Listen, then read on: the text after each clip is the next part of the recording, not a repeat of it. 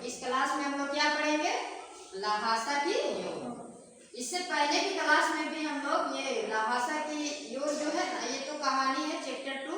इसका लिखने वाला जो है, लहासा की योग लिखने वाला लेखक कौन है? राहुल संकीर्तियान। राहुल संकीर्तियान बहुत अच्छे लिखे हैं। तिब्बत के यात्रा करते हुए उनको क्या क्या कठिनाइयां हुआ है उसके बारे में बहुत विस्तार से व्याख्या किया हुआ है लहासा की योग कहानी। ठीक है बच्चों, तो इससे पहले का क्लास में भी कहानी ये इसका क्वेश्चन आंसर बताए हैं। अब इस क्लास में भी जो बचा है उसको हम बताने जा रहे हैं विस्तार पूर्वक से कहानी, ये सॉरी क्वेश्चन आंसर। ठीक है, प्रश्न उत्तर देखिए इसका प्रश्न उत्तर क्या कहता है। आपने भी किसी स्थान की यात्रा अवश्य ही की हो। यात्रा के दौरान हुए अनुभवों को लिखकर प्रस्तुत कीजिए।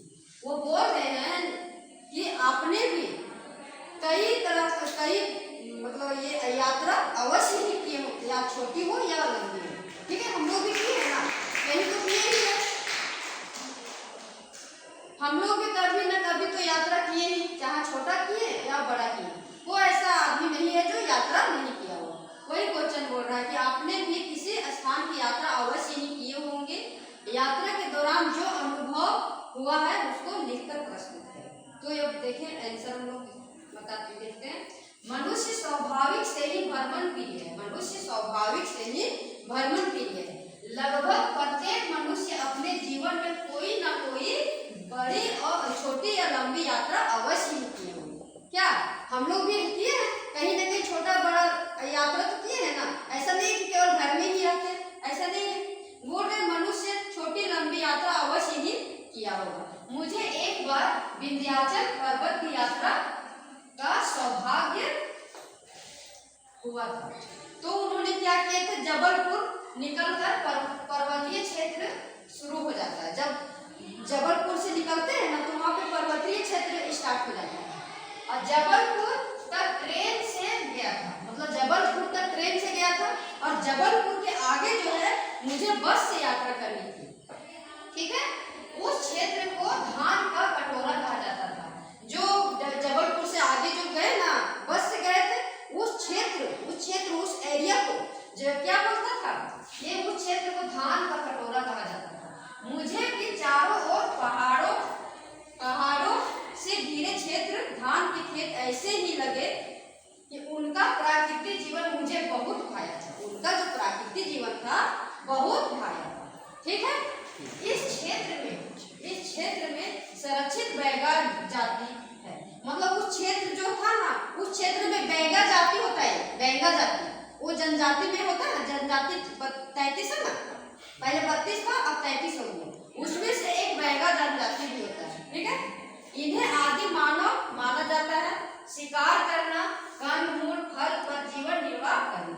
मतलब कि ये जनजाति में ज्यादा होता है ना कि कंद मूल जैसे होता है, जंगल का दवा औषधि उन लोग ज्यादा यूज करता है। कुछ भी बीमार पड़ जाएगा ना तो उसी के जड़ी बूटी से उन लोग इलाज बहुत मतलब उन लोग को सुटेबल होता है। लेकिन हम लोग को कुछ भी होता है तो हम लोग डॉक्टर पर चले जाते हैं, लेकिन वो जनजाति में ऐसा नहीं होता था।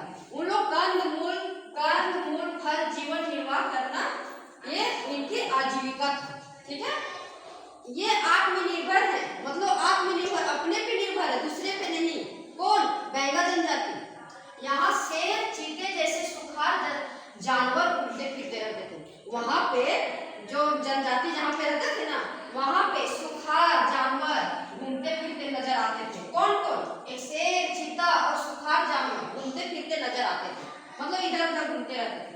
मुझे अपने मूल रूप स्वभाव का ज्ञान हुआ जिसने मेरे जीवन का उद्देश्य निर्धारित कर दिया। यह यात्रा मेरे लिए प्रेरणादायक बनी है। ठीक है, कितना अच्छा लगा ये क्वेश्चन, कितना अच्छा लगा। आप लोग को लगता है कि रटना पड़ेगा? नहीं ना, ये मेन पॉइंट लिखा है। एक बार आप लोग पढ़िएगा ना बस समझ में आ जाएगा और आप लोग पूरा लिख लीजिए। रटने वाला कुछ नहीं, बस समझने की खेल है। अब देखिए लास्ट क्वेश्चन, नेक्स्ट क्वेश्चन। यात्रा वृत्तांत गद्य साहित्य की एक विधा होती है। आपकी इस पाठ्य पुस्तक में कौन कौन सी विधाएं हैं? प्रस्तुत विधियां उसने किन मायनों में अलग है। अब देखिए, यात्रा वृत्तांत गद्य साहित्य की एक विधा है। यात्रा वृत्तांत गद्य साहित्य की एक विधा है। हमारी पाठ्य पुस्तक में संकलित रचनाओं को लेखकों ने विधियों में प्रस्तुत किया है। लेखकों ने अपना अपना विधिया का प्रस्तुत किया है। अब क्या किया है सो देखिए, जैसे दो बैलों की कथा हम लोग कहानी में विधिया में पढ़े ना 9th में, दो बैलों की कथा, उसी तरह महादेवी जी का रचना स्मरण विधिया में ही लिखी है। रचना भी विधिया में ही लिखी है। इसी तरह हजारी प्रसाद जी भी स्मरण लिखे हैं।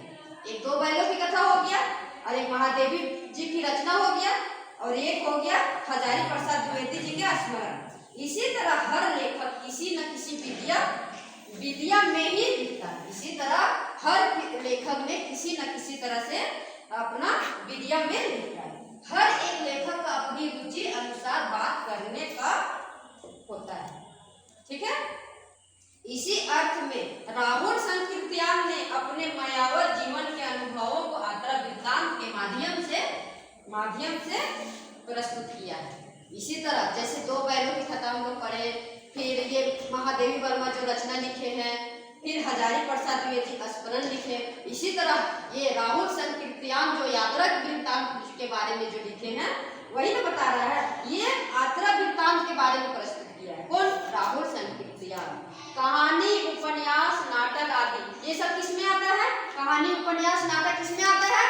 गद्य में या पद्य में? गुड, गद्य में आता है। आदि लेखकों आदि विधाओं से हटकर यात्रा वृत्तांत एक ऐसी विधा है जिसमें इसका उद्देश्य मात्र मनोरंजन नहीं, मतलब मात्र मनोरंजन ही नहीं, बल्कि ज्ञान अनुभवों को बांटना भी है। जैसे कि बोल रहा है कि इसका उद्देश्य मात्र मनोरंजन ही नहीं था, उनके पास जो ज्ञान था ना, ज्ञान का जो अनुभव था उसको बांटना भी था।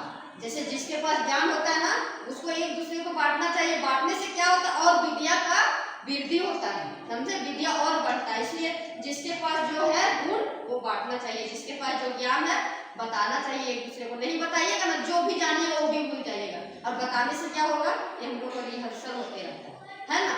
जैसे कि नीचे क्लास के बच्चे को जो चीज जानते हो तो आप लोग बताइएगा ना, 9th में है तो। इसी तरह सबको जो हमारे अंदर जो ज्ञान है वो एक दूसरे को बांटना चाहिए। वही बोल रहा है इसमें कि आदि विधाओं ने हटकर यात्रा वृत्तांत एक ऐसी विधा है जिसमें इसका उद्देश्य मात्र मनोरंजन ही नहीं था, उसका खुशी ही नहीं था, बल्कि ज्ञान को बांटना भी था। इसी तरह यात्रा वृत्तांत एक सशक्त विधा है। इसी तरह यात्रा वृत्तांत एक सशक्त विधा है। क्या मजा आया क्वेश्चन आंसर? आपको लगता है कि ये भूलने वाला नहीं ना? एक बार केवल ध्यान से पढ़िएगा ना, तुमको नहीं लगता कि आप लोग क्वेश्चन आंसर देने में कोई दिक्कत होगी। बस आप लोग अभी से ही मेहनत कीजिए, ठीक है। और जो भी हम बता रहे हैं ना, सारा इम्पोर्टेंट क्वेश्चन बता रहे हैं, ठीक है। Okay bye, thank you. अब इससे आगे का क्लास हम फिर अगला बताएंगे। एक और क्वेश्चन बच गया, उसको भी हम करवा देते हैं, ठीक है। Okay bye, thank you.